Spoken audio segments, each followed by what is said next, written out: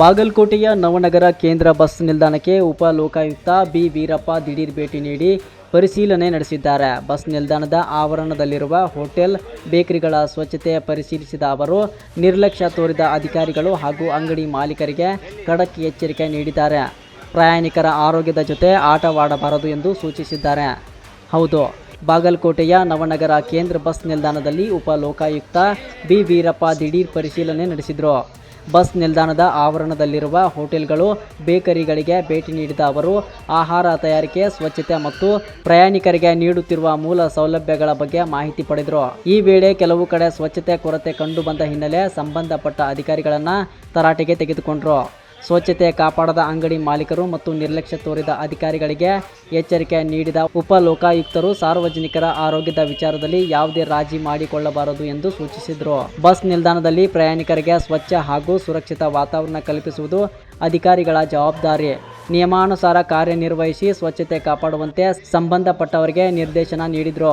ಸಾರ್ವಜನಿಕ ಸ್ಥಳಗಳಲ್ಲಿ ಸ್ವಚ್ಛತೆ ಮತ್ತು ಗುಣಮಟ್ಟದ ಸೇವೆ ಒದಗಿಸುವ ನಿಟ್ಟಿನಲ್ಲಿ ಉಪ ಲೋಕಾಯುಕ್ತರ ಈ ದಿಢೀರ್ ಪರಿಶೀಲನೆ ಮಹತ್ವ ಪಡೆದುಕೊಂಡಿದೆ. ಇನ್ನು ಮುಂದೆಯೂ ಇಂತಹ ತಪಾಸಣೆ ಮುಂದುವರಿಯಲಿದೆ ಎಂದು ಅಧಿಕಾರಿಗಳಿಗೆ ಎಚ್ಚರಿಕೆ ನೀಡಲಾಗಿದೆ.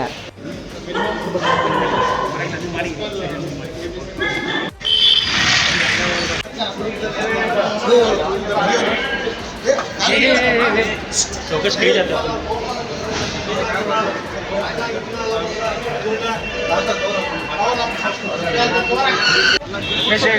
सर्टिफिकेशन ಇದೆಯಾ ಎಲ್ಲಿ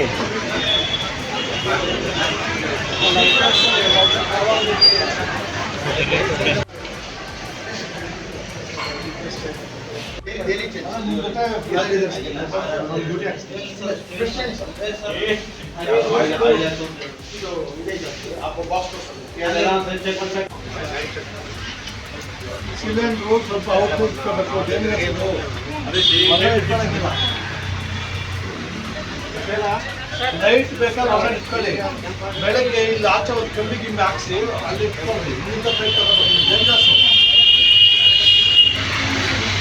ಎಲ್ಲ ಹೋಮ್ ಸ್ಟಾಕ ನ್ಯೂಸ್ ಸ್ಟಾಕ